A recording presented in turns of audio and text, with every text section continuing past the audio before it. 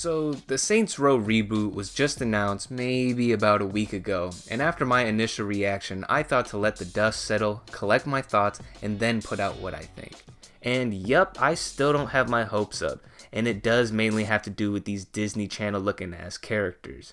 And it sucks. Saints Row is one of my favorite franchises. My favorite is definitely the second. Unfortunately, I've never played the first one, so I'm not a full OG, but we finally get a new game after all this time, and it sucks that it didn't just absolutely kick ass to revive not just the Saints Row, but gaming as a whole. I think we're all just waiting for that game that'll give us that real fuck your feelings, let's see how far we can stretch this M rating game. But these characters, they just don't scream that feeling. Like, in all seriousness, what street you guys think this gang reps, huh? Hillcrest Drive, Huggins Avenue, Evergreen Lane?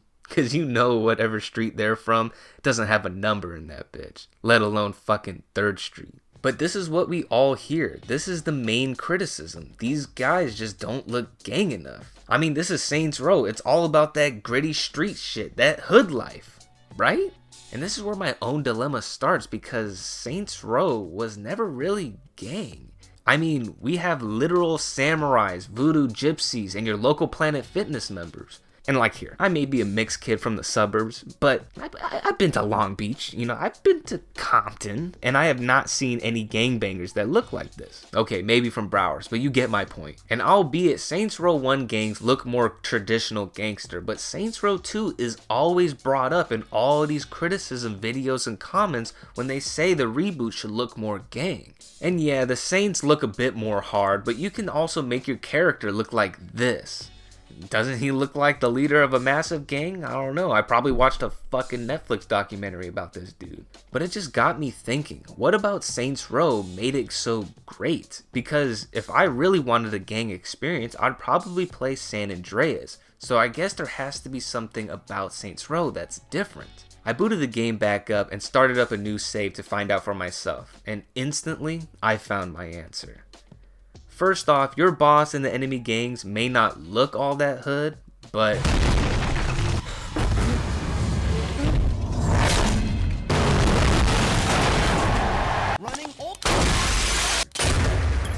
not really. Holy shit, these guys can be hard fucking core. But in the same breath, you have a whole bunch of different activities that seem kind of goofy. Like, I just buried a guy alive and personally shoveled the dirt on his casket as he begged me to just kill him. But hold on, I gotta play an activity where I spray shit on the side of walls, or play a police officer in a cop-style TV show where I enforce the law with a chainsaw. And then it hit me. Saints Row was not afraid to make their game fun. And I'm not being stupid, think about it.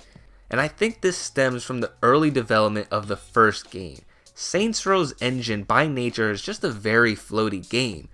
This makes jumping feel weird, but it makes the ragdolls look hilarious.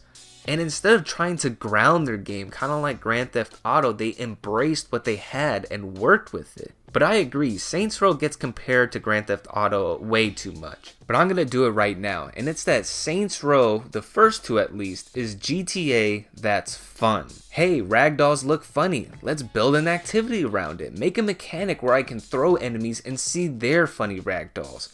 And I think they just went with this because why not? They have their gripping story with brutal characters, but this is a video game. When I play it, it should be fun. And they didn't just stop there. Don't like having to stick your ass in a side street to escape the cops after doing a crime? Well, Saints Row has a fucking drive-thru to get rid of your notoriety. You can mow people down, run them over with your car, and it barely moves your notoriety meter. So you don't have that eye rollback moment when you shoot one dude in GTA and the whole department is in your ass. You don't need to escape the cops when you want to start a mission. You want to play on the airstrip in the airport? Well, in GTA you get stars. In Saints Row, go nuts. And all of the cheats you have so you can change the core game functions, because why the fuck not? It's probably 3 lines of code to the developer, but 300 to a modder, and I think they knew that. Make your character look like a bodybuilding transsexual alien and change it to anything else at any time, because that's awesome, instead of this bullshit. Grand Theft Auto is a great franchise and it's one of the best, but it definitely has a no fun policy when compared to Saints Row. But Saints Row also slaps in the map design. There are overly detailed secret areas almost everywhere, and the amount of funny references to things, and the cars. Find the fastest car in the game? Well, put it in your garage. If it's busted, repair it right there. If you blow it up, it always shows back up in the garage. You want to pimp your ride? Well, you're lucky because this game has more customization options than fucking Subway. Not only for your car, but for your character too. And the radio. What the fuck? The music license budget must have been a fucking bag to get this many hits in one radio station. When I first hopped back on Saints Row to get moments for this video, I kid you not, this happened.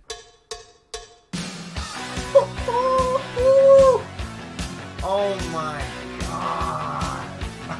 Oh. There's no way. Everyone's wondering to see what you will do. Everyone's looking at you. This game put me on to so many songs I never thought I'd listen to.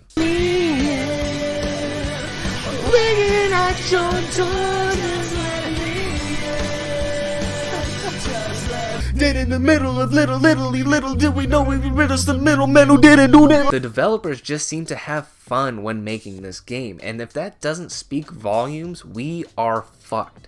Saints Row was never about the gang shit, represent 3rd Street. I believe it was about having absolute control, not just in the story, but in the game as well. And we all know that control equals fun. But do you know what's not fun?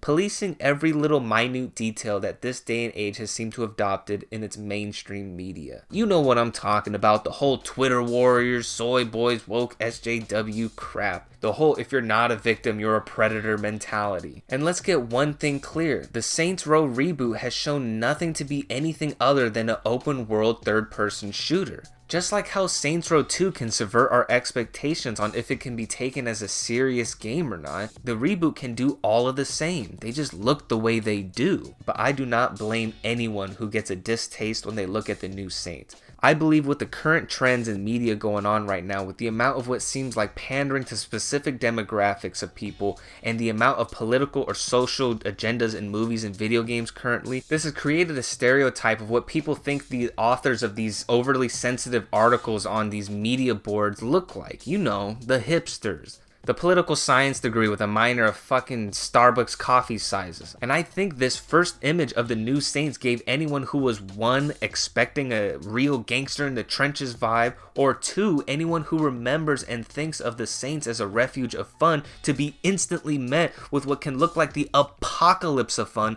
in all of media. Like, how could you not have expected this kind of reaction? But I'll say again, the Saints reboot has shown nothing other than what the characters look like and what the world would look like around them. This game can be made with the exact same or even more fun than I think the second game was made with, and we have no way of knowing until the game comes out. But then you cannot be mad at the people who are upset at the game because, to paraphrase a great Dave Chappelle joke, the new Saints might not be a bunch of SJW college campus snowflake hipsters, but they are wearing a SJW college campus snowflake hipsters uniform. Saints Row, what I believe, has always been about control. Control over how you choose to experience your game.